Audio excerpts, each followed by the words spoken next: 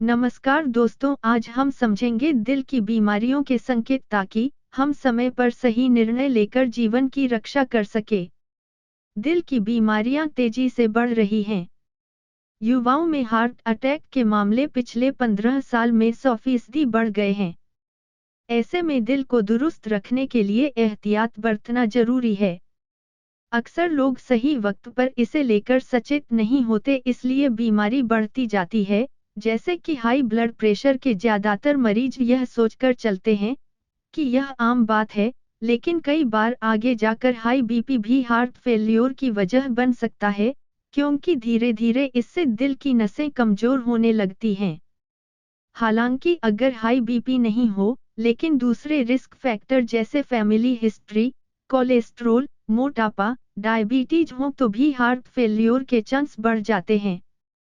अब जानते हैं दिल से जुड़ी मेन बीमारियां: angina, heart attack, cardiac arrest और हार्ट फेल्योर।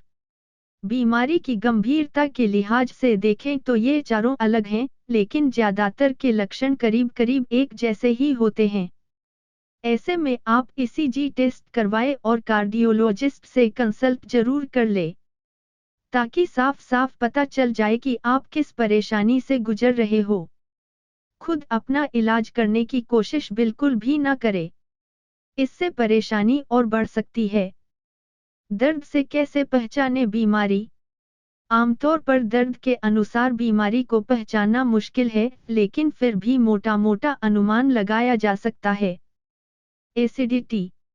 एसिडिटी का दर्द सीने में एक खास बिंदु पर चुभता महसूस होता है। अगर यह एक बड़े एरिया में फैला हुआ होता है, तो सावधान हो जाए। एंजाइना। अगर छाती के बीच में भारी दबाव महसूस हो, घबराहट हो, सांस रुकी सी लगे, दर्द जबड़े की ओर जाए या दर्द बढ़ता लगे, छोटा मोटा काम जैसे नहाने और खाने जैसे काम करने पर भी दिल में दर्द महसूस हो और आराम करने पर दर्द बंद हो जाए तो एंजाइना हो सकता है। यह दर्द गुस्सा करने, मेहनत का काम करने, सीढ़ियां चढ़ने या चलने फिरने पर बढ़ जाता है। थोड़ी देर आराम करने पर यह दर्द ठीक हो जाता है। अगर करीब 20 मिनट आराम करने के बाद भी दर्द कम न हो और घबराहट बनी रहे, पसीना आता रहे तो यह हार्ट अटैक का दर्द हो सकता है। इस दर्द से फौरन मरीज को कोई नुकसान नहीं होगा, लेकिन यह दिल में किसी गड़बड़ी का इशारा है। दर्द बार बार हो तो डॉक्टर के पास जाकर ईसीजी करा लें। अगर सीने के बीचों बीच तेज दर्द हो, दर्द लेफ्ट बाजू की ओर बढ़ता महसूस हो, सीने पर पत्थर जैसा दबाव महसूस हो, काफी घबराहट, बेचैनी हो, पसीना आए, लगे कि किसी ने दिल को जकड़ लिया है, और दर्द कम होने के बजाय बढ़ता जाए तो हार्ट अटैक की आशंका होती है। अगर दिल की धमनियों में कोलेस्ट्रॉल जमा होने से कुछ ब्लॉकेज है, लेकिन अचानक से वह फट जाए और नली को ब्लॉक कर दे तो हार्ट अटैक होता है। करीब 30% लोगों में दर्द के अलावा हार्ट अटैक के बाकी लक्षण नजर नहीं आते। बिना देर किए मरीज को कैथ लैब वाले अस्पताल ले जाएं। अगर 2 घंटे में वहां पहुंचना मुमकिन नहीं है, तो ऐसे किसी भी अस्पताल में ले जाएं, जहां मरीज को खून पतला करने वाली दवा दी जा सके। अटैक के पहले 3 घंटों में इलाज हो जाए तो ज्यादातर मरीजों को बचाया जा सकता है। क्या करें? आर्टरी के ब्लॉकेज को खोलने के लिए डॉक्टर सबसे पहले मरीज को क्लॉट बस्टर जैसे कि स्ट्रेप्टोकाइनेस या टेनेक्टेप्लेस देते हैं। इसके बाद एंजियोप्लास्टी करके स्टेंट डाल देते हैं, ताकि आर्टरी की रुकावट खुल जाए। हार्ट अटैक में गोल्डन आवर का नियम काम करता है। अगर 1 घंटे में इलाज मिल जाए तो दिल की मांसपेशियों को नुकसान नहीं होता। अगर 12 घंटे बिना इलाज के निकल जाएं तो मसल्स पूरी तरह डैमेज हो जाती हैं और उनकी रिकवरी नहीं हो सकती। Cardiac arrest. कोई शख्स बिल्कुल ठीक ठाक है और अचानक उसका बीपी एकदम गिर जाए, शरीर पीला पड़ जाए, वह लड़खड़ाकर जमीन पर गिर जाए और उसकी धड़कन बहुत तेज या अनियमित होकर एकदम थम जाए तो इसे कार्डियक अरेस्ट कहा जाएगा। कार्डियक अरेस्ट अचानक मौत की सबसे बड़ी वजहों में से है।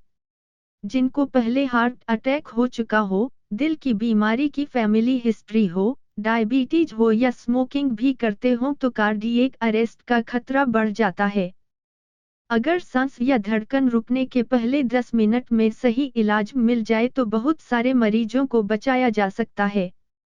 ध्यान रखें, इलाज जितना जल्दी हो उतना बेहतर है, क्योंकि हर 1 मिनट में करीब 10% चांस कम हो जाते हैं। अगर अस्पताल में किसी को कार्डियक अरेस्ट होता है, तो doctor advanced life support, shock, ventilator आदि के जरिए 80% तक मरीजों को बचा सकते हैं। कार्डियक अरेस्ट के पहले 4 मिनट में अगर डॉक्टरी मदद मिल जाए तो पहले इलेक्ट्रिक शॉक मशीन से शॉक दिया जाता है और फिर चेस्ट कॉम्प्रेशन (CPR) किया जाता है। अगर मदद अगले 5 से 10 मिनट में मिलती है, तो पहले CPR और फिर इलेक्ट्रिक शॉक मशीन का इस्तेमाल करना बेहतर है। जब तक एम्बुलेंस या डॉक्टर की मदद आए, तब तक मरीज को आराम से जमीन पर लिटा दें। गर्दन को हल्का खींच कर सिर को थोड़ा ऊपर कर लें ताकि जीभ अंदर न गिरे। मरीज को हवा आने दें। फिर फौरन CPR शुरू करें। कैसे करें CPR?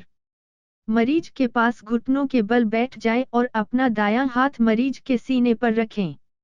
इसके ऊपर दूसरा हाथ रखें और उंगलियों को आपस में फंसा लें। अपनी हथेलियों की मदद से अगले 10 मिनट के लिए सीने के बीच वाले हिस्से को जोर से दबाएं।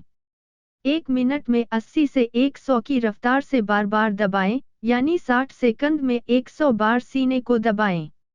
ध्यान रखें कि जोर से दबाएं और तेज तेज दबाएं। हर बार दबाते वक्त सीना 1 से 1.5 इंच नीचे जाना चाहिए। इसे लगातार करें, जब तक कि डॉक्टरी मदद न मिले। नब्ज देखने के लिए बीच में न रुकें। पर इस बात का बहुत ध्यान रखें कि बच्चों में CPR के साथ साथ मुंह से मुंह मिलाकर सांस भी देना चाहिए, बशर्ते मौत की वजह डूबना आदि न हो। CPR की ट्रेनिंग ज्यादातर सभी बड़े अस्पतालों में दी जाती है। ऐसे में इसे सीख लेना काफी काम का हो सकता है। Heart failure. लंबे समय से अगर दिल की बीमारी है और उसका सही से इलाज नहीं होता तो इससे हार्ट की मसल्स कमजोर हो जाती हैं। यह कमजोरी आगे जाकर हार्ट फेल्योर की वजह बन सकती है। आमतौर पर ब्लड पंप करने की हार्ट की क्षमता 60% होती है। अगर वह घटकर 30% रह जाए तो हार्ट फेल्योर का खतरा होता है। हार्ट अटैक या हार्ट से जुड़ी दूसरी बीमारियां, viral infection, thyroid, diabetes, arthritis भी कुछ मामलों में हार्ट फेल्योर की वजह बनता है। दोस्तों, जानकारी ज्यादा होने के कारण वीडियो को 2 हिस्सों में बनाया गया है। दूसरी वीडियो कल तक आपको मिल जाएगी। वीडियो देखने के लिए धन्यवाद। हमारे YouTube चैनल को सब्सक्राइब करें और इस अच्छी जानकारी को सबके साथ शेयर करें।